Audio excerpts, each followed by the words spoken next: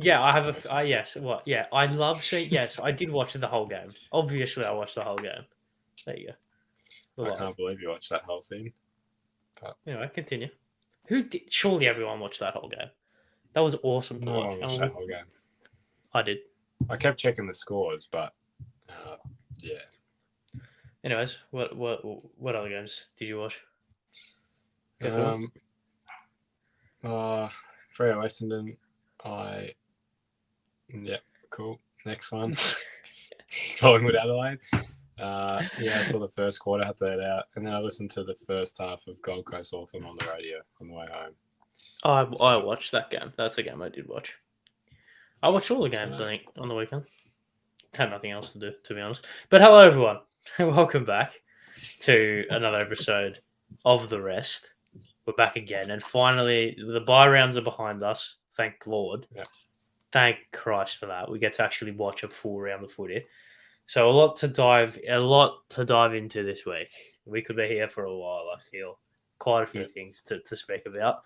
But I'm joined, as always, by Nathan. Hello, my friend. How are you? How was your weekend? No Carl to disrupt the flow of the weekend, which was good. But how are you regardless, my friend?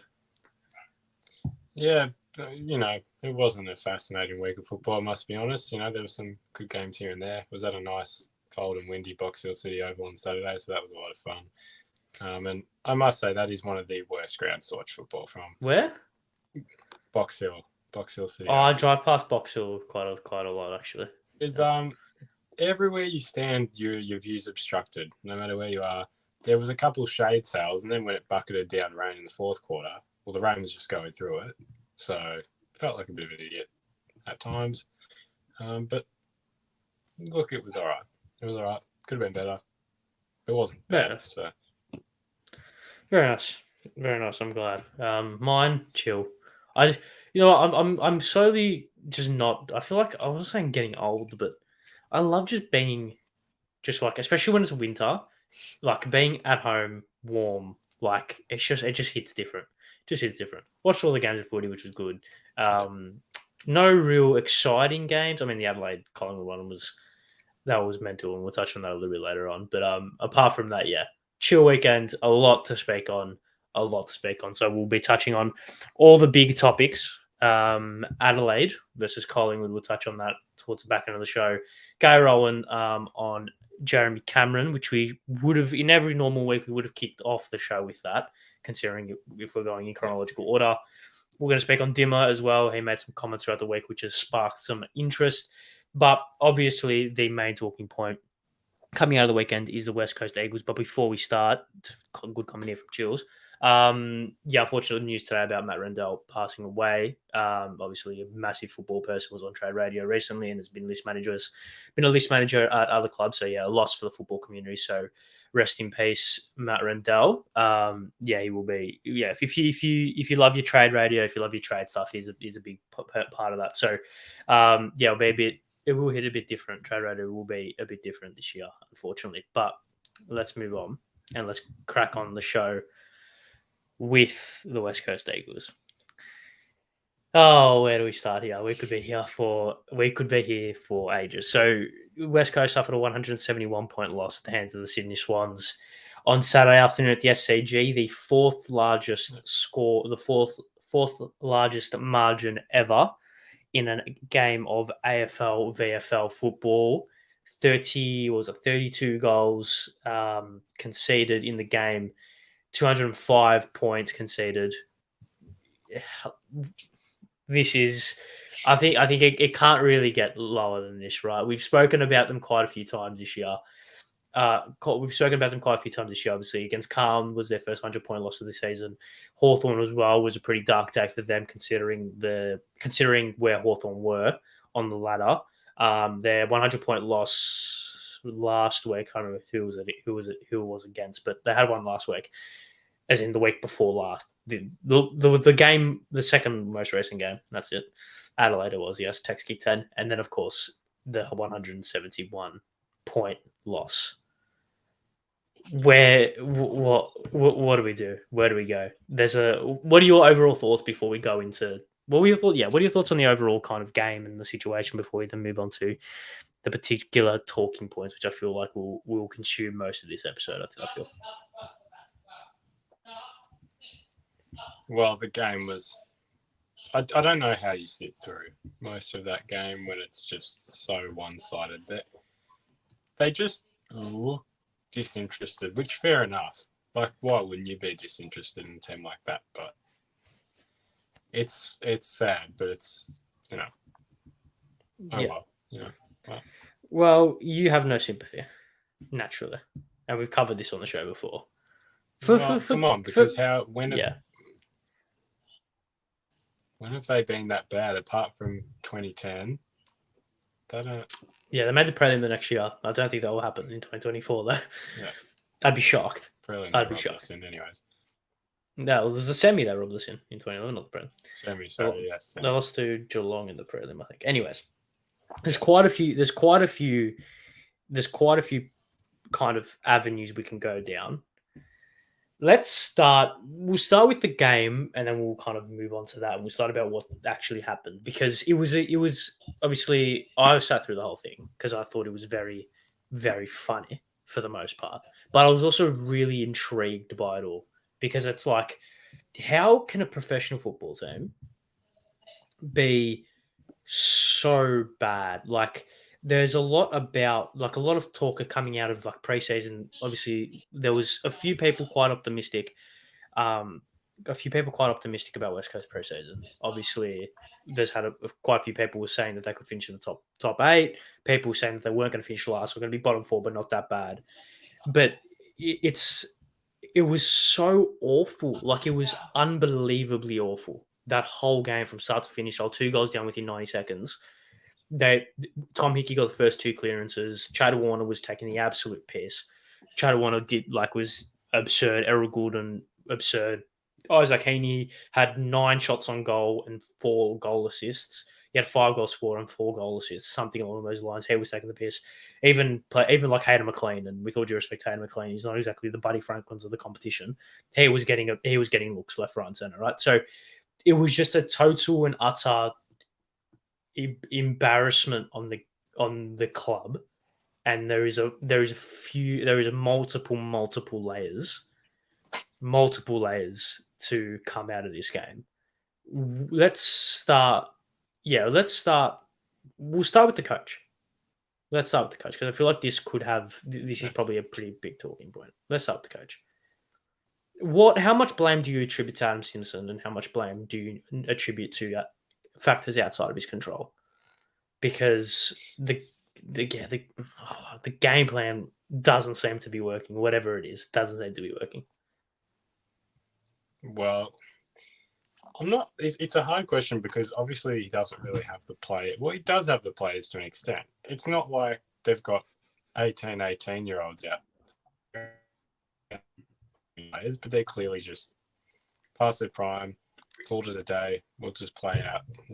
Get their money and they'll retire, right? But frankly, what game plan is going to help them?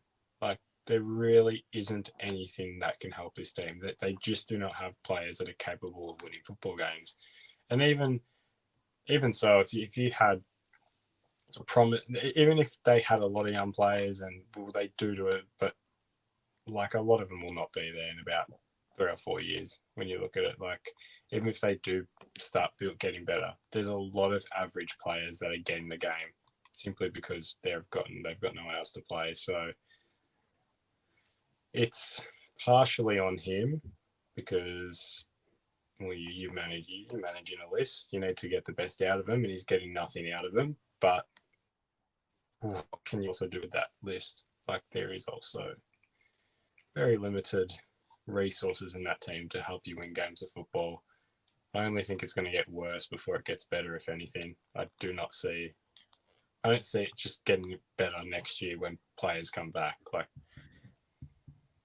they're really, like, I only think it's not the start, but it's like, don't really think it's getting better anytime soon.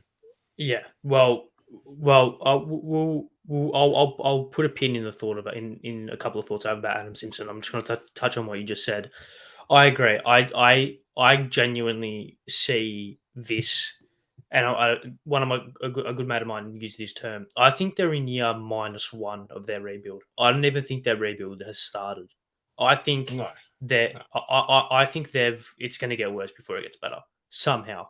yeah, I genuinely feel like they haven't even started their rebuild. There's been no inclination of them actually starting their rebuild. They've lived in such a, and I think this goes. I've got this word written down here. The word stubborn, right? Kane Corns has been heavy on that in recent times as well. Are they a stubborn football club? Did they think that they were better than what they were?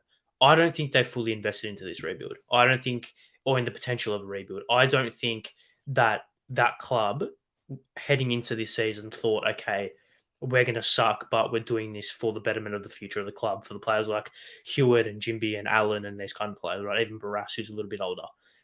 I still think that they thought the likes of Kelly, Gaff, who has been absolutely like a shadow of his former self, right? And we'll touch on him a little bit yeah, later when we speak on their list management.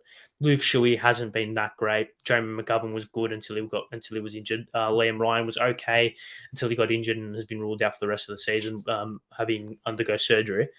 I still think that that club is in a world of hurt and it's going to get worse. So I completely agree with what you said. Would you back up the sentiment of them being a stubborn club? Because I think that's quite accurate in my opinion. well, yes, they've got no, like, there's no backup clearly, and Yeah, they apart from the draft, there's been no, like, I don't know how to say it. Like, there's nothing there to support the next like growing group of players. Like, it's literally this group of older generation players will leave, and then you're just left with the young guys. Like, where's the experience you bring in from other clubs just slowly, right? Like, over the last couple of years. I mean, they haven't really traded for anyone significant. Like, they brought, was it Jaden Hunt? He came in. Sam Sheffield said. Yeah, it's like, what are these players offering? Jaden Hunt, pretty good, right? But Yeah, he's been okay. They said. yeah, it's they're just, yeah, and I can agree they've been stubborn. It's just a really weird way to approach their list, like the way they've done it, where there's just no mid ground. It's either you're like top end or it's like new slash bottom end. Like, they're Yeah, they're in a very weird spot. yeah. Okay. Well, I think okay. I want to go. I want to touch back on Adam Simpson because I feel like there's a conversation about his future, right? So I think that's obviously something that we need to touch on. But we'll move on to the list manager aspect of it now and the players that they've got. Like you said, you've got these experienced players. So I think you need to look at this list into a couple of brackets. When you're rebuilding, you need to look at you kind of need to look at the experienced players, like your Tim Kelly's, your Luke Shuey's, your Andrew Gaff's, your Jeremy McGovern's, Shannon Hearns, there's type of players, and look at your kids. The kids, the extent of the young players I've got is Jimby, Hewitt, and Allen. That's basically it. You've got a couple of others who have shown a little bit of promise, but when you look at that the 23 or under bracket, it's those three, right? I think they've made a couple of catastrophic list decisions. I think hindsight's a wonderful thing, but I think Andrew Gaff, after what happened to him in the back end of 2018, I don't think he should have played another game for West Coast. I think you can see now his form off the back of that year. He was fantastic in that year. In 2018, I think he might have been in around the All Australian. I don't quite quote me on that, but he was a fantastic winger for them. Probably the best winger in the league, right? He has that incident with Brayshaw, and you can just see that he ever since that moment, he absolute shadow of his former self. Hindsight's a wonderful thing, but what was it? $8 million over nine Yeah, years it's or that something way. that Yeah. yeah that North offered him or something, right? And obviously you look back at that now and you think they probably should have done that, right? What do you do with the likes of Dom Sheed? What do you do with the likes of Luke Shuey? They obviously aren't going to be in the next premiership team, but you look at well the natural argument or the natural retort to that kind of statement is okay, you bring Shuey in, or you keep Shuey in the team, you keep Sheed in the team, keep Gaff in the team, but you make them role players and you put the onus on your younger players to get the job done. A la moving Scott Pendlebury to a half back line, putting Nick Dacos in the guts, something along those lines. But apart from Ruben Jimby, where are West Coast? it plays anywhere near Nick Dacos's quality. There's none of them. Yeah. That's the problem. That's the problem. Such a disconnect. Oh, I'm interested. I'll take this into my area now with the draft come the end of the year, what they'll do with that number one pick. Because Yeah. I'm like undecided on this as well, right? Because Harley's fantastic, right? And he'll be one of their top 3-5 players if he comes into Straight that away. team. But it's just the question of, well, like, would you rather get a lot in return and actually build a young core? Because, usually I'd assume they'll get a few first round picks to trade the number one pick off, right? And you can give an 80% chance most of those first round picks will be pretty strong. Just generally at the moment, they are pretty strong players. Or you bring Harley in and sort of hope that he draws players to your club because he's a great player, right? Like, hard to say. He's like, I think he's similar to Cripps in his sort of build, right? Like, he's a player that you want to play with. So it'll be interesting to see if they're going to take that risk and hope he draws players to the club, or you just build some depth and take the long road. I think they're taking the long road regardless, but it's an interesting like perspective to look at from their club, what they would do with that pick. I'm just not sure if it would be a benefit to keep it or not at this point. Yeah, well, I know it's not a direct comparison, but you look at Port Adelaide and you look at that 2018 draft, what they were able to do with Rose, Butters, Dersma. Three players who have come in and have completely transformed that team. Dersma, to a little bit of a lesser extent, has been played by injury, but Butters is probably maybe going to win the Brownlow this year. Connor Rosie has been a superstar pretty much since last year, and this year as well has been superb. Essendon have tried to do that approach in 2019 with Cox, Reid, and Perkins. Was it Cox, Reid, and Perkins, or Jones? I don't know. The three players that they got, that pick 7, 8, and 9, that hasn't worked out for them. But the idea behind that is there: get three players in the top 10 or in the top 15 to really build your list and get a real good young core. You obviously know more about this than me, but is Harley Reid that good that he's worth more than three players inside the top 15 in comparison to the rest of the draft pool? Yes, I think over time it will be. I don't think I'm not set right now that he'll come in his first year and dominate. I'm just like a bit unsure at this point. He's terrific player. Like, I don't see him getting worse in quality. There's also a lot more talent in that top 10 picks, especially, like, that I feel like would be worth giving off Harley for. Like, it's a very midfield heavy group, and there's not a lot of defenders in this that will go in the first round of the draft, especially not a lot of key defenders, like tall defenders. That's a bit of an issue in this draft pool. There'll be a couple of players that come up that probably would have gone a bit lower, but if you want to rebuild your midfield, you definitely trade off for Harley. But if you want a player that literally can play forward, midfield, and defense, you take him, and he might not make an impact straight away, but God, give him a couple of years. Like, he's already pretty built. Like, he doesn't need too much conditioning when he'll get to level. So, yeah, it's interesting. I'm sort of leaning towards him trading it. I just think over time it will be a better option. Like, you might regret Harley at some point, but it's not like he'll come in and win you a premiership, right? Like, Yeah. You'd still be waiting a couple of years regardless of whether you go with Harley or you trade off for a couple first round picks. So it'll be interesting to see which way they go. But back to the question. Yes, he is worth it. It's interesting. It's going to be interesting to see what they do, because the offers for him are going to be flying left, right, and center. Because the clubs know the position that West Coast are in. West Coast know the position they're in. Harley Reid knows exactly the position that West Coast are in. We're not going to get in the conversation of, if you were Harley Reid, would you want to be traded to West? Would you want to be drafted by West Coast? Look, you're an 18-year-old kid. You just want to play AFL football by any means necessary. Yeah. Right? It's a stupid conversation to have, right? There's a comment in here. Will West Coast get a priority pick? Look, I doubt it. I doubt they'd get a priority pick. I think if they do, it's going to be end of the first, start of the second, even end of the second round. I don't think we're going to be seeing West Coast walk into the draft and have pick 1 and 2. I don't think that's going to happen. So that's obviously a big issue, or a big kind of talking point, at least. But it goes back to, what do they have right now? They have a lot of senior players who are horrendously underperforming, and they have two really good youngsters in Jimby and Allen, and Elijah Hewitt has shown glimpses. Apart from that, nothing. Absolutely nothing. Like, Sam Sheffield has come in, not really done a whole lot. Jaden Hunt's been okay, I guess. Like, I mean, even if we look at their team from the weekend, it's a who's who of no one knows. Like, with all due respect, like, you're not looking at that list. You're not looking at that team and thinking, okay, he has the capability of winning something, right? He has the capability of winning a game off his own boot, right? You have Petrocelli, who played off halfback, didn't really do a whole lot. Like, Elliot Yeo has been underperforming. Noah Long has been okay. Darling underperforming this season.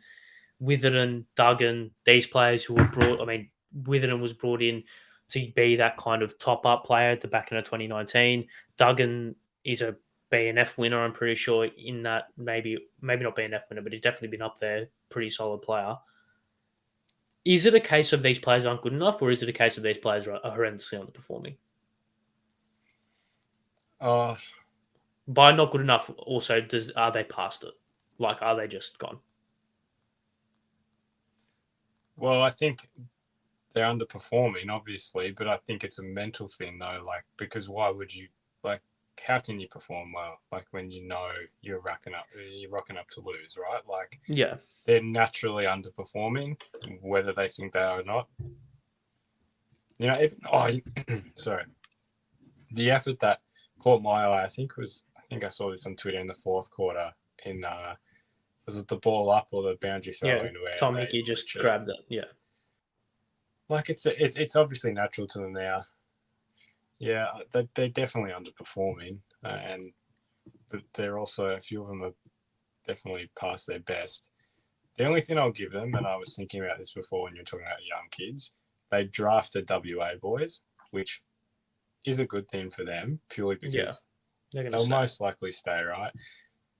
Which sort of goes back into the whole picks thing, where there's 2 WA boys in that will probably go in the first round, but that's probably the only reason they would trade is to get WA boys, because obviously it would definitely be a big draw, and I think the majority of Perth is West Coast over Freo in terms of that's just what I've sort of heard around. So you'd most likely think you're drafting a West Coast fan, and that's the only thing that might help them.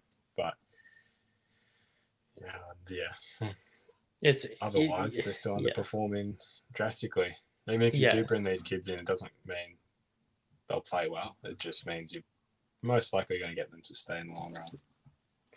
Yeah, so I think that the comment here, obviously the Tim Kelly trade, right, in hindsight, once again, is something that probably they would have taken back. They traded Tim Kelly for pick 14, 24, and a future first. That pick 14 turned out to be Miles Bergman.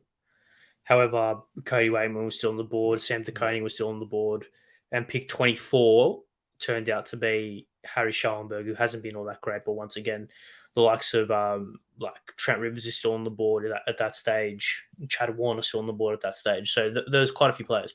And then the first round pick for West Coast in the following year, obviously they finished in 2019. They finished in the top 4, whatever it was. So the players around about that mark. Geelong's first pick, I don't know whether or not they traded it, but it was Max Holmes at pick 20. I don't know if they had a pick before then or not. So, like, essentially, they haven't lost out drastically on that Tim Kelly trade because Geelong haven't gone out and got a Chad Warner or a players like that, right, who were in and around those picks. That could have been a lot worse for them if Geelong had gone out and gone mental in the draft and drafted really really well. Of course, those picks aren't exact, but just to give like a rough estimate, I think that's we've done. I think that we've done well on that trade on that list, kind of management, and the player side of things. I want to circle back to Adam Simpson before we move on to. I want to speak on the strength and conditioning because that's one thing that has happened. Their strength and conditioning boss has been sacked, but I want to move back onto Adam Simpson briefly.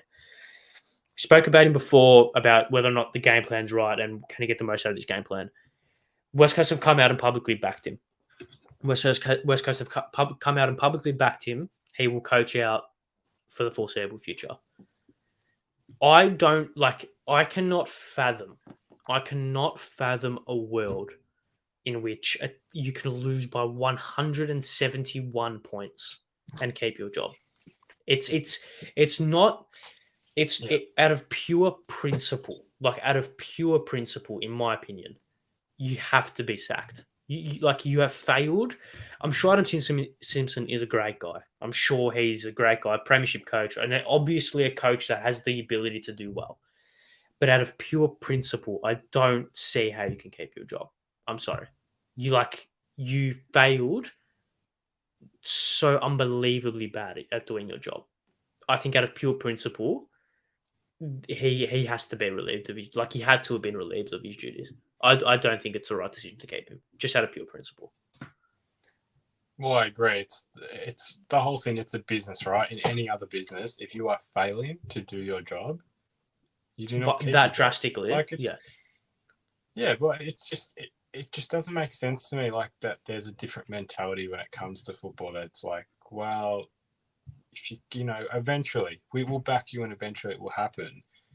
Like, there's nothing to suggest that anything will change soon. Like, maybe with Richmond when we go back, you know, they'd made finals, right? And I guess you could say this guy's made a grand final, but like that's a different list. Richmond kept the same list, right? They just put a couple extra role players on it, backed Damien Hardwick, and you know the success came. But that could have, you know, that was by chance and may have never happened. But I do not understand. Yeah, like you said, I don't understand why they are backing someone who can't do his job. In essence, like he fails. Do you think it's a lack of options, lack of other options?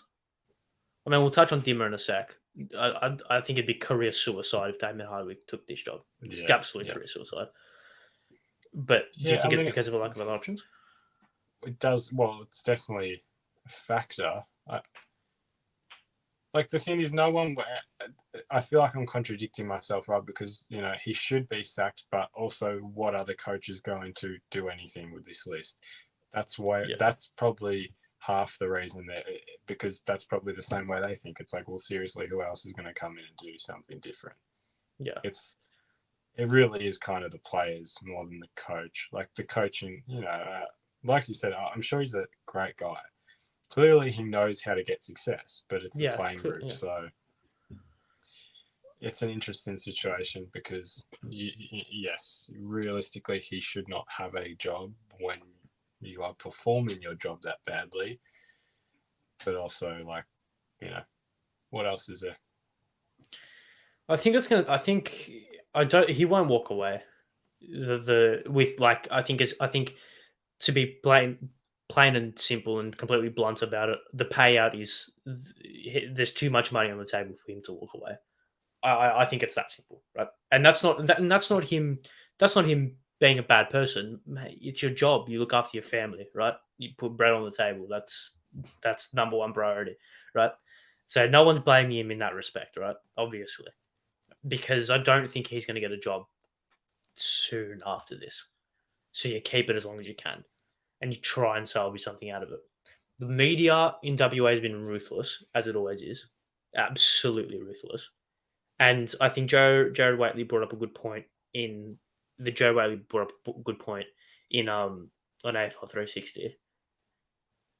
This is such a unique situation because it's almost like West Coast and Adam Simpson has no one to answer to because of the way that football operates in WA. It's a two-team town. Both teams are owned, in a sense, or by the Waffle or whatever is the commission over there. That's how both teams are governed. the media will always have the players back and the clubs back because or to be fair, I think it works in both sense because it's only a two-team town. The media is so concentrated on two teams. So when the team's doing well, they're on them. When the team's doing bad, they're off them. So it's his contrasting of emotions. Whereas in Victoria, if Collingwood are doing bad, there's nine other teams that the media needs to worry about. If Carlton are doing bad, there's nine other teams. If North are doing bad, there's nine other teams. Whereas if West Coast are doing bad, there's one other team, and that's it. Right? Same in Adelaide, and maybe less so in Queensland, New South Wales, but you get the point. So I think if Adam Simpson was coach of Carlton and Carlton lost to Sydney by 171 points, he's gone. That for that night gone, without a question, in my opinion. Do you think it's when does he get sacked? If he's not sacked now, is there a way that he gets sacked? Because I think it will get worse. God forbid if they lose by a bigger margin than 171 points. God, Jesus Christ, I hate to see that happen. Right? Like, is this had to be the moment to sack him? So is it now past the point where he doesn't get sacked at all? Like he is there forever, not forever, but you know what I mean. Seems like a possibility. My instant thought was you wait till the season's end and then you sort of restart. Come next season, just even the preseason. But yeah, that just seems stupid at the same time because it's like, well, why would you? Why bother waiting? Like it was always an issue, so why didn't you do it when it was like at the worst? So yeah, I don't know. My mind goes straight away to the end of the year, but I don't really see it happening. Like you said, if it's not now, when is it? well, this kind of goes back to the word I've got written down, which is stubborn. Hindsight's a beautiful thing. Hindsight's a great thing. Hindsight's 2020 and all that stuff, right? All that good stuff. He should not have been the coach coming into this season. He should not have, because West Coast should be half a year, potentially even 18 months into a rebuild. And they're not. They're nowhere near that. They thought they were better than what they were. And they've made their bed.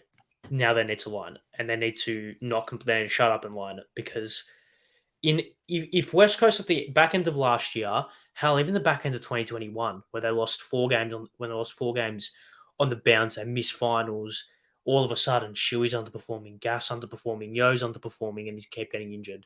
Josh Kennedy's underperforming, Darling's underperforming. All these senior guys are underperforming. You're looking at the under 21 players, it's Oscar Allen, and at that point it was Oscar Allen, and that's it. Yeah, you've got Tom Barras who kind of bridges that gap between, Liam Duggan kind of bridges that gap, but they aren't elite. Like I rate Tom Barras highly, but he's like at this stage now he's not the elite of the competition. Like Adam Simpson, I think is a has kind of been the maybe not puppet, but has been the biggest victim of the stubbornness of the West Coast Eagles because they thought they were better than what they were. The hierarchy and the coaches thought that the list was better than what it was. Whereas if they looked at this list at the back end of 2021 and thought, you know what, we had our window. 2017 we made finals, got knocked out in the semi. 2018 we won it. 19 we went straight. No, 19 we finished 5th and made a semi. 20 we lost in elimination final. Our 5-year window come and gone. We won a flag. We made a semi. Made 2 semis or whatever it was. That's our window. Let's rebuild. That's the moment where you gut the list at the back end of 2021. You get rid of Adam Simpson, mutually. You bring in an experienced coach, a la what Paul Roos did at Melbourne, or you go fully young and do what Adam Kingsley has done at GWS, and maybe you can rejuvenate the likes of Gaff and Shuey and Kelly, like Kingsley has done with Cornelio. Josh Kelly's playing career best footy. Like these older players, Lockie Whitfield's refound his form. Whereas now they kind of suffered what Carlton suffered with Malthouse. They thought the list was better than what it was. They went all the eggs in the basket of trying to win another one, and they were completely and utterly delusional about what the actual situation was. And I think Adam Simpson now is coming to realize that this list it's completely shot, and it's going to take a 5-year minimum rebuild to get this list semi looking like a finals team. That's what like it's screaming out to me. I don't even think there's any guarantee it will come good anytime soon. That's the thing. We assume that you go into a rebuild and 5 years later it will be good. Like this can like losses like this can well losses, but like seasons like this can like kill the culture of a club completely. Like it could Yeah, take a while, and we yeah, saw that with Carlton in a sense. Like when you're that, what's bad. the draw when you're that bad? Like why would you want to go there? And, Yeah, and I'm sure like in terms of even supporter bases, like Carlton fans are critical on their team because they've seen success in the past, like West Coast fans have, and you just become so desperate and you just want to see it that badly, and you become negative. Like it's a negative experience associating with that club. So possibility, not saying it will happen, but I'm just saying there is a possibility because of this all happening that the culture might just crack and it really just could be it might never come good anytime soon in that way. well, we'll finish it up. I was going to speak about strength and conditioning, but I feel like that's a mute point at this stage. When do they make finals again? Because the reason I ask is because I completely agree with what you said. My closest comparison, probably barring Carlton, is Port Adelaide, 2011. Funnily enough, West Coast, over like dethroned Port Adelaide's record loss against Hawthorn at the G in 2011. They went through a couple of coaching sackings. They brought in Ken Hinkley. They made the top eight in 2013. They made a semi final, and the year after they were robbed of a grand final berth. Maybe not robbed, but I mean, if that game goes 2 seconds longer, maybe Luke Hodges pinned hold on the ball and they make a grand final. Who knows, right? So we've seen a club be able to turn around the culture, right? Port Adelaide was shot. Coming off the back of 2007, they were shot for a couple of years. Ken Hinkley comes in, changes everything. They make finals 2 years in a row. Yeah, it went downhill a little bit in the last couple of years, but look where they are now. When do you see them making finals again? Because at least Port Adelaide had good kids at that stage. You'd like Westhoff was still young at that stage. Monfries, I'm pretty sure they had Wingard, um, Boak as well. Like we all know the list that Port Adelaide have. West Coast, like we've said, have Oscar Allen, Ruben Jimby, and Elijah Hewitt, and that's it. Where do you see them making finals? Wow.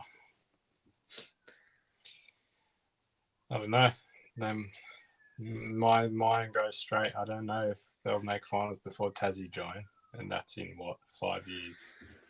Yep, I 2028. just don't think it's a given. I just don't think it's a given that you just come good again. It's not linear. No. It's definitely not linear. That's Certainly why, not. because it could just happen next year. Like there is a No, chance. it won't. No, it won't. No, it won't. But I'm just saying, like even you saw with Adelaide back in 2011 and then 2012 they make a prelim. Like it has instances. Like I feel like it's just there's always going to be a team that does it. I don't think it's going to be them by any means. So I would actually go. Yeah, I don't know. I just don't see any positives. I would actually go out on a limb and say there's a real possibility West Coast don't win a football game next year. It would be the first time that's happened. Yeah, in the VFL AFL since university, I think. Powerhouse University, that. Yeah, I genuinely think there is a real possibility that they don't win a game next year. Because, like I said at the start of the show, they're in year -1 of their rebuild, man. And they've still got your Shueys, your Yos, your Kellys who, have been underperforming, but they're at least premiership players, most of them. So they at least know what it takes to win.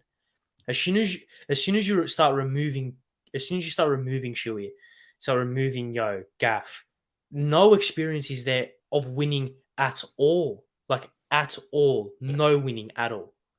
They've won one game this year, that was against JWS in round 2.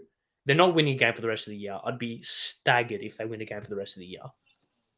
Like, okay, maybe not a year. Maybe not the whole of next year. They'll probably win a game because it's football, right? It's competitive, and they'll probably win a game. But like I could see it being over I could see it being over 500 calendar days before they win another game. It'll be after the bye next year, if that. So that would be Possibly. it would be from what, April 2023 to what, August 2024. That's probably the gap. Could happen. I'm not going to say anymore purely because we're at 40 minutes. That's more of a possibility than making finals. Yeah, that's true. That is true. All right, if you had to put a number on a gun to your head, when do they make finals next? Finish things up. 2029. 6 years. No. 2036. Yeah, that could happen. Carl never made finals for 10 years. We haven't made finals for 10 years, and we were nowhere near as bad as what they have been right now. Yeah. Nowhere near as bad. Anyways, let's move on. Let's move on. Can we do Collingwood Adelaide now? I feel like we need to just talk about football, like just the. Okay. Let's speak about football. Yeah. Collingwood Adelaide. This was a game, wasn't it? This was a game. Well, yeah. One of the games of the year. One of certainly up there. You were stressing halfway through the third quarter when the Crows start piling on. Well, the game's kicked off. The game, I actually woke up and watched the first quarter in bed because I have a sleep schedule of a nocturnal animal. Anyways, and I was like, oh, Adelaide are on here. Started the game well, and then Collingwood started kicking goals, and I was like, oh yeah, right, okay. Was it regularly scheduled programming resumes, and then the third quarter the Crows were back. You were stressing, weren't you? Be honest. You told me that pre-show because I knew my spot on this show depended on that game because we did make a deal about 2 episodes ago that I would not be here on this episode if Adelaide didn't get up. So yes, we did. It was stressing. I was a bit confused. I couldn't really. I mean, really, when does it happen where Collingwood concede that many? And my mind goes back to round 23. Is in that third quarter. That Collingwood don't really. That doesn't happen to them. They don't. They don't get teams kicking 7 in a row against them. Yeah. Yeah. So I was very confused, and I'm really surprised Collingwood didn't put their foot down. I was over the moon. Halftime was like perfect, 50 points. Move on from Adelaide. I thought that as well. Yeah. So, but no. Yeah, fair play. But as I said to you, and you're like, oh, just admit Adelaide are good. Well, good teams don't lose. So. Well, no, Adelaide are good. They probably should have won. They did. Yes, but fine. They did. Okay, whatever. I will be stubborn on this matter until. No, they just no. They're good, man. They're good. Do you think? Okay. Here's a question. Do you think this game said more about how good Adelaide are, or about how fallible Collingwood can be? No, I think it said more about how good Adelaide are, but I'm still not. They just don't do it enough. You can't just pull it out in Adelaide and then. Fair enough, they did it in a pretty hostile environment. I'll give them that. But, like, why does it not happen every week? Like, what is it like? It just confuses me. 2 teams that put in mind a very downhill skiing. So it's pretty much the same game style against each other. Just quickly go off the turnover. So I guess Collingwood, as in Adelaide, would have loved to play Collingwood based off the fact that their game style works well against them as well as Collingwood's game style works well against them. So even in that sense, but I don't know. I'm just like, yes, they showed fight. Like it was definitely more than I expected. I'll give them that. I don't know. I'm just still not convinced that they're really like amazing yet. They just, if you can't do it away from Adelaide. Yeah, no, it's fair. Yeah, no, it's fair. What's been the greater jump, or fall? Your opinion of Collingwood or your opinion of Adelaide? What's been the biggest difference based off that game? Because I looked at that game. I looked at that game and thought, oh, Collingwood can bleed. They can bleed. They're not indestructible, No, well, which a lot of people thought they were. My opinion is better of Adelaide than into Collingwood. I don't think this is anything. I think this is just they're hitting their pretty average form like now. They I don't plateau think the this will season, continue. yeah. Every Like, team goes yes, through that. well, yeah, you're showing your weak spots, but I don't like. I'd be surprised if this continues longer than 2 or 3 weeks. Like, you wouldn't want it to continue until at least the Port Adelaide game, which I think maybe that's a while away. Sorry, but anyways, like, I probably don't see it going past that Port Adelaide game. But no, my opinion of Adelaide has gotten better. Yeah, fair. That's a surprise, considering. But yeah, no, it was an interesting game. The last quarter was filled with so many different moments that we could speak about. Quickly, Ben Keys taking off Mason Cox's glasses. I've got I've got two theories on this, or two opinions on this. Very funny, very funny, but Yes. also the man can't see. So it's like, at what stage does it become? Oh, he's taken off his goggles. To, oh, that man is blind. He can't see. But maybe if he broke them, that would probably be an issue. But he got them back, so I think it's fair game.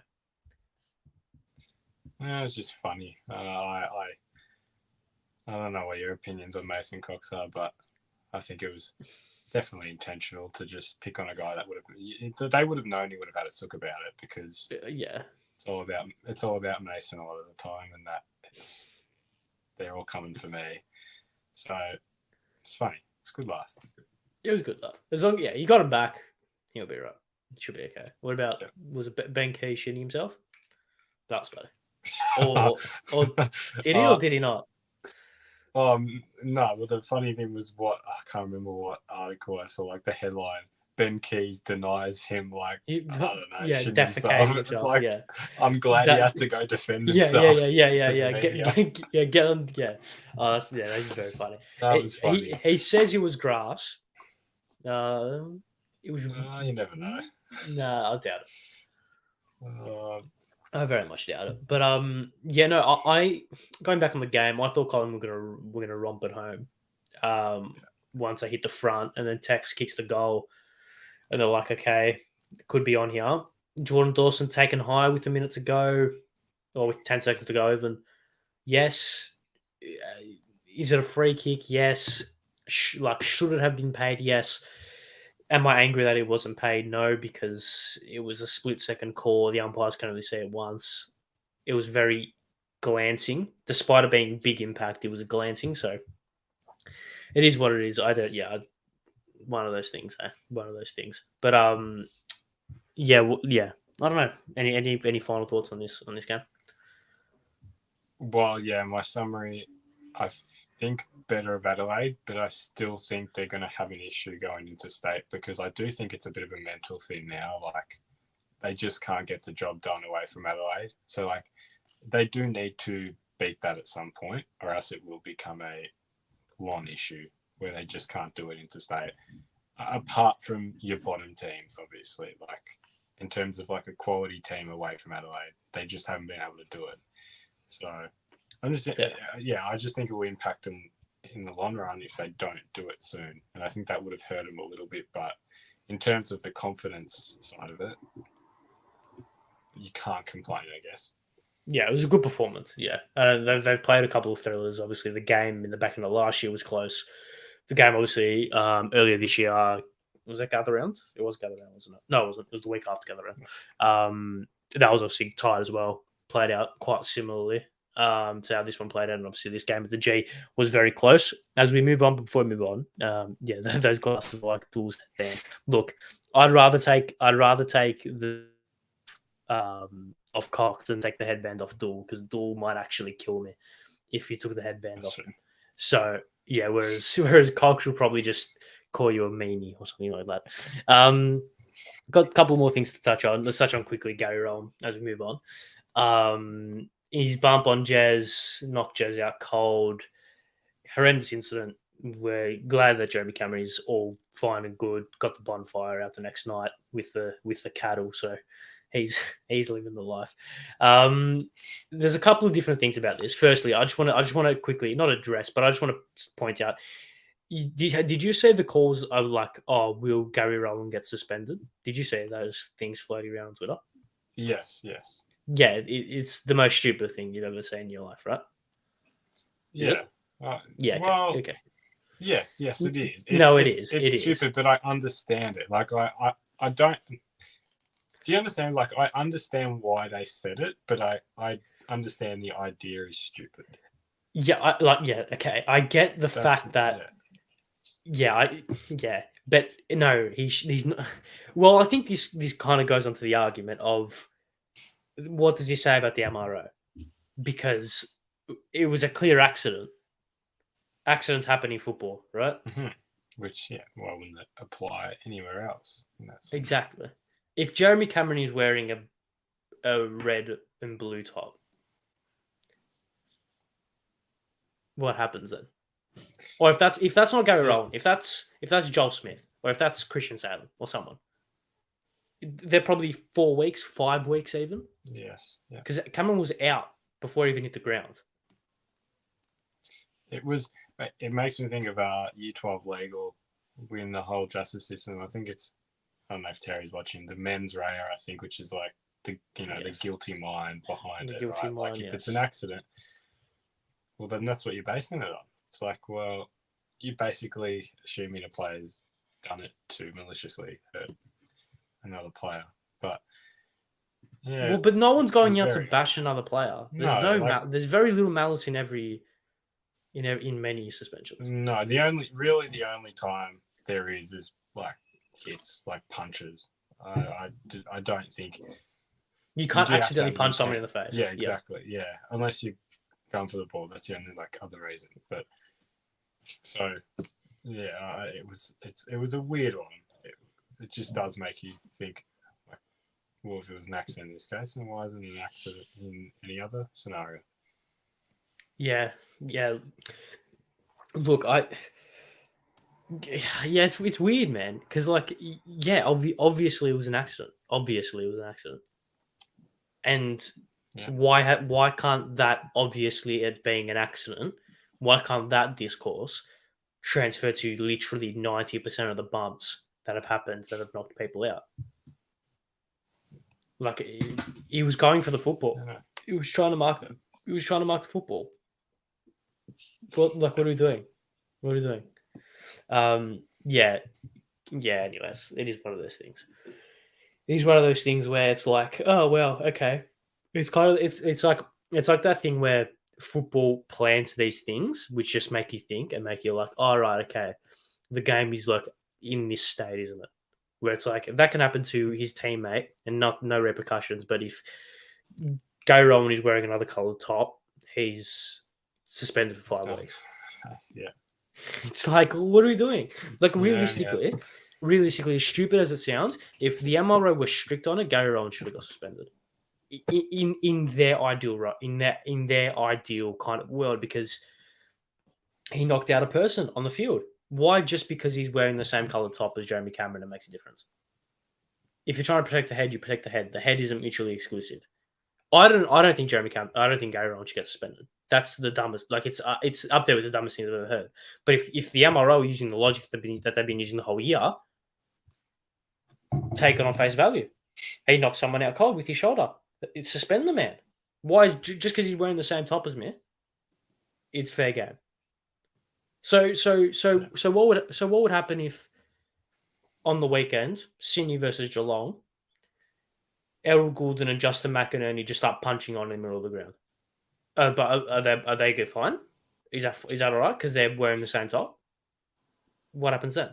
Well, surely the club would punish them. That would be the okay. Forget about the club punishment at the AFL. Yeah, well, they would get a fine, wouldn't they? Just because maybe they would. You can't. Could they fine them for doing that? Just because it's sort of not part of the game. Oh, okay, then I guess if I'm saying that, then that's not part of the game. Knocking someone out cold. So. Yeah. Shouldering someone in the head and knocking them out cold. Yeah, well, I didn't get taught that when I was playing house kick. That's what I'm saying. Yeah, well, that's such a weird thing to think about. Makes me think of O'Halpin back in the day at Oh yeah, Club. God. Jesus. that's exactly when you said that. That's what I thought of. I was like, what did happen to him? I don't actually remember what happened to him, but that's sort of what I would Anyways, imagine if that did happen. yeah. Imagine on the weekend, but Aaron Francis just starts just start kicking Hayden McLean in the ass. That'd be funny. Okay, if there's a sense of malice in any hit, it should be looked at no matter who's doing it. I agree, but I don't think I agree, but I don't think there's malice in every hit. Do you know what I mean? So it's like James Sicily against Hugh McCluggage. There was no malice in that. He got throwbacks. So it's like, where do you draw that line? Well, we should put the comment above that on the screen. That was no justice for redheads. Justice for redheads. What? Justice for redheads. We love redheads. We all love them. Yeah. Okay. Anyways, Dimar, finish things up. If so, when and where? I want to preface this by saying, everyone go and listen to the full podcast. Firstly, because he said he was bored, but he also said that he likes being bored. He also said that he doesn't want to come back to coaching. So this was blown horrendously out of proportion, but just cause let's speak about it briefly, as we nearly touched on the hour mark. Will he? If he does, when and where is it? Well, it's tough because he's too far away for Tasmania, you would assume. From what it sounded like, I'm only an hour through it, so I'm assuming I didn't miss too much at the last back end of it, right? But from what I heard, it doesn't seem like he'll be away for long. I feel like it might be maybe next year just off, and then the year after. So I guess it depends how Gold Coast go at that point. Maybe that feels like the next place. Like you said, it'd be, it wouldn't be good for him to go to West Coast in the way they are. I don't know why you would do that. Well, money would be the only reason, really. He'd have to have been offered quite a lot to go to West Coast, but West Coast is career suicide. Yeah, it would probably be Gold Coast if they are still crap. That's my guess.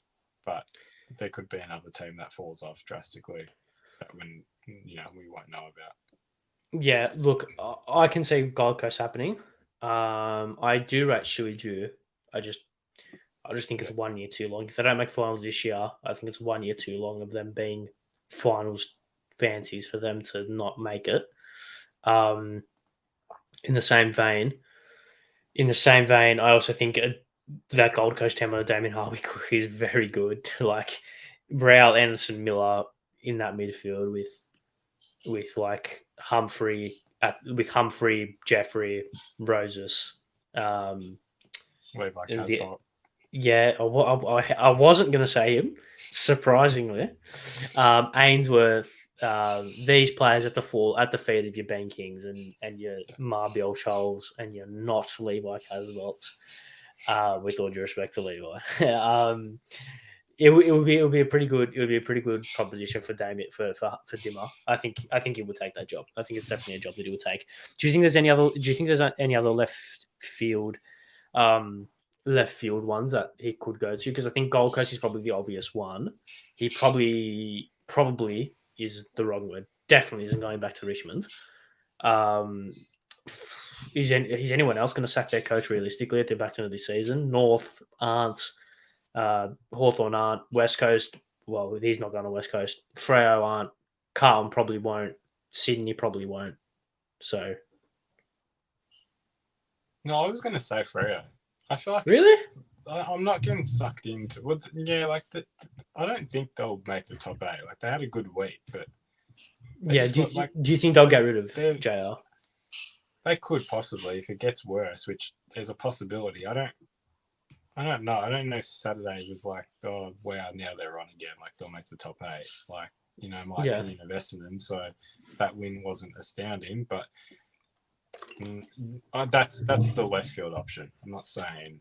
That's big left field. Yeah. That's the Yeah, that would be interesting. That'd be very interesting. I said about Brisbane. I said about Gold Coast forward line, I mean, Walters, Schultz, Swinkowski, Frederick, another one there that I'm missing, I think. Anyways, but like even Jai Miss, Luke Jackson, Tabiner, that forward line of the Hardwick will work well. Sarong and Brayshaw in the guts, Fife as well. And their defense as well, I really like. Jordan Clark, James Aish, Hayden Young off halfback is quite tasty. So yeah, look, you want to see Hardwick go to a team that has that flair, especially in the forward half. That I think both West Coast and that Fremantle and Gold Coast both have. It'd be interesting to see Damien Hardwick. It'd be interesting to see Damien Hardwick coach both Harry Mackay and Charlie Kerner, even though I doubt that would happen, and I don't want that to happen. It's just a good thing to float. Good conversation starter. But he'll be back definitely. He'll be back next year, in my opinion. Don't know where, but he'll be back in football in some respect. Whether or not that's coaching from next year, being a senior assistant, or being in the football department of a club, or being in the football department of the AFL, whatever, he will be back in football by round 1, 2024. I think that's a pretty safe prediction to make, to be honest. Well, one of my safer ones. Yeah. Collingwood finish 12th and Dimmer Hardwick to be in football next year. Equally safe predictions. There we go. All right, let's finish things up. Preview of the week. Last week. Well, yeah, let's update. Let's update the things as I get onto the run sheet briefly. You got 5, I got 4. So that's great. You just keep making that lead ever so slightly bigger. 64 to 79. Here we go. Well, we're in double point territory now, so we can now apply the double point round to. Yeah, is it double points to every difference, or double points across the round? All right. So I thought it was, if you get it right, it's 2 points, not 1. That's okay. We'll do that. Yeah. I thought we could do like double points for the difference. So it's like if you tip Brisbane and I tip Richmond and Richmond win, I get 2 points. But like if you get it, we'll just do it across the round. Yeah, you get double. All right, okay, we'll just do it across the round. All right, let's kick things off. Brisbane, Richmond at the Gabba tomorrow night. To be clear, you're not using your doubles this week. I'm not using mine. No, we wait until the end till the finish of the vote. We can do the double whenever we want, as long as it's in. Oh, that's true. Yes. Okay, that's true. Brisbane, Richmond, or tough to pick from. Gabba, so I'll lean towards Brisbane. I agree. The Brisbane will win. Also, funnily enough, if you want to go on Sportsbet and check out the odds for Brisbane versus West Coast, $51. They're gone. Isn't Brisbane gone? Why? Is it no longer a market? I've seen Twitter that apparently it's off. Yeah, like it's actually gone.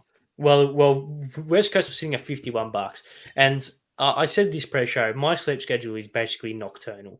So in order to try and get myself to fall asleep, I was watching a 2013 AFL Footy Show episode last night, or 2 nights ago, and GWS were versing Hawthorn, and GWS were playing $16. That's second year GWS against the start of the dynasty Hawthorn team at the MCG. Yes. They're only paying $16. That's ridiculous. That's insane. That is madness. That is insane. That's like mental. Also, Brisbane paying $1.002 is like that's like the odds that you get when Djokovic is versing like the rank 450th in the first round of the Australian Open. That's the level of the odds. That's insane. We'll both go Brisbane as we swiftly get off topic, as we always do. Sydney versus the Cats at the SCG. No Jeremy Cameron. My gut tells me Sydney. My gut tells me Sydney as well. Yeah, we've done that 2 Friday nights in a row now. And we did it with Geelong game last week. So yeah. Well, no Jeremy Cameron, Tom McCartan back. So that helps Sydney in both aspects. At the SCG, Geelong going to the game favourites, but I think it'll be tight. I think that's going to be a ripper game. That's going to be a really good game, actually. Can't wait. Hopefully that's competitive. Adelaide versus North Melbourne at Adelaide Oval. This should be relatively simple, I assume. Crows. Yep. The Dogs versus Freo at Marvel. Bit of 50-50 game, I reckon. Yeah, I'm a bit torn on this one because Freo didn't do well in Melbourne last year against them. I think that was one of, Freo were going to come and beat them. Did they? Wait, maybe they did beat them. No, they Did didn't. Oh, no, they did. They did. Royal Lob kicked the They did. bag. Royal Lob kicked 4. Yeah, it's tough. I don't know. I'm not convinced with Freo. I think if they win this week, I'll take them a little more seriously. But I just think This will be a good win. If they can win this, it'll be a good win. Yeah, but I just think last week was like all the pressure on Essendon because it was one of those 8-point games. So, I'll go with the Dogs, but I'll give Freo a bit more respect if they get up. Yeah, this will be If they win, they could be in the 8 if they do win. So this is another one of those 8-point games. The Dogs on 8 wins, Freo on 7. So if they can get the job done, then that cements them. Interesting game, this one. Gold Coast Collingwood at Heritage Bank. This is tough. This is very tough because we all know Gold Coast at home, different proposition. Especially in that twilight time zone when it starts to get a bit dewy, starts to get a horrible game, no atmosphere or little atmosphere. They beat Richmond in this time slot last year. Noah Anderson after the siren. Probably would have been similar round as well last year. It's tricky. This is tricky. I think you're going to go with Gold Coast, so I'll say Collingwood. I haven't written it down. Yeah. So you've gone the Pies. Surely they're just going to be too good, right? Surely it'll just be yeah, but in the form they're in. Yeah, they haven't looked too convincing. Obviously, they lost to the D's and weren't convincing on Sunday. The round before that, they had the bye, and then the round before that they beat the Eagles quite convincingly, although they didn't look that good for the most part for the majority of that game. Hope and pray Gold Coast take them down. I do as well, mate. I do as well. But can't go against them. They're too good. Can't go against them. I'd be shocked. Essendon versus the Port Adelaide Power at the MCG. Well, and look, I think Essendon in a bit of trouble. I'm telling you that couldn't beat Fremantle. I don't. This is and did receive a comment on 2 episodes ago that was pretty much having a go at me for what I said about Essendon, and then you look what they do last week. It's like, why are we onto them? Like, they have not proven they're serious because they keep losing to teams above them, which is typical Essendon fashion. Yeah. They beat like one top 8 team. It's like, wow, they're a threat, but then they lose to pretty much 90% of the rest of them, and it's like, well, it's interesting. I think this is the first time these two teams have played at the MCG in like 20 years plus. So, well, there you go. Yeah, it's a odd one to call. Based off, no, I have to say Port. Port will win. Yeah, like I think Essendon think it's like it could happen for them, but they might get a reality check very quickly. Yeah, unfortunately for them. Fortunately for everyone else, though. Sunday, Hawthorn versus Carlton at the MCG, 110. Carlton going in $1.33 favourites. Shockingly. That's all right, actually. Good odds. Surely. I'm always pessimistic. No. Hawthorn. Hawthorn winning. Because it worked 2 weeks ago. I tipped the Suns, and we won. Well, so the Hawks are winning. No, well, I'm not tipping them because, well, no, fine. I'll just for your sake, I'll go with Carlton. But I just literally just for your sake. Sure. I can't win, but the psychology. But will they? Like, yes. What makes you sure of that? Okay. I said this. I'm going to regret saying this because I said that Charlie Kerner and Harry Mackay will be lining up on Aaron Francis and Nick Blakey, and Nick Blakey took 7 intercept marks in the last quarter. But at least Nick Blakey is good. It's going to be Charlie Kerner versus Sam Frost. Which, yeah, okay, yes, but it's Hawthorn, and we typically. But it's Sam Frost, like Sam Frost. Come on, Hawthorn will win. Well, you but turned also Aaron Carlton. Francis into a superstar, so I'm sure you've just done the same with Sam Frost now. Yeah, all Australian Frosty. That's exactly what I want. That's a bit weird. Hawthorn will win, but Carlton will win, if that makes sense. Melbourne versus the Giants at TIO.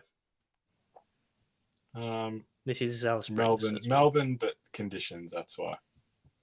I'm on the Giants. Played more. I'm on the Giants bandwagon. Big time. Oh. West Coast versus St Kilda at Optus to end the round. They couldn't, could they? They couldn't, could they? St Kilda will, you watch, St Kilda will make it hard for themselves. Oh, yeah, for sure. Yeah, this is, if you wanted lock, St Kilda 1-39, lock. Absolute lock. Yeah, I'd say, I don't know what's it after 1-39, like 1 to, no, it wouldn't be anything. It'd be 40. It'd be 40 up. Well, it could. No, I reckon it'll be like less than 10 goals. I don't know why. They just always. They actually have done well in Perth, but they do really well against Freo. West Coast. So St Kilda 1-39 is paying $3.25. Which is alright. You know, that's all right, but it's the draw paying $151. Get on it. Get on it. Anyways, St Kilda. Yeah, surely, right? Surely. West Coast might not even show up for that game. Imagine if they get a run on, though. Imagine if they, start kicking a couple and then all of a sudden Luke Shuey finds his Norm Smith form, Gaff finds his 2018 form, and they just win. That'd be so funny. Oh, my God. It won't happen, but it would be hilarious. Anyways, that is all. We've got one difference. And that is Carlton Hawthorn. No, two differences. Carlton Hawthorn and Giants versus the D's. So we'll have to wait till Sunday to see if I can claw anything back. But that is all for this week's episode. Thank you all very much for watching. Nathan, thank you very much for joining me once again. Another week. Done. An hour 10. Lost my train of thought there for a second. But make sure you subscribe to the Brew Broad YouTube channel. Like the video. Like the live stream, whatever. And follow both of us on Twitter at @r_1_stammer at Nath Seppi. See you guys next week where hopefully we get to speak about not West Coast being bad and something else maybe. Thank you. See you guys next week. Goodbye.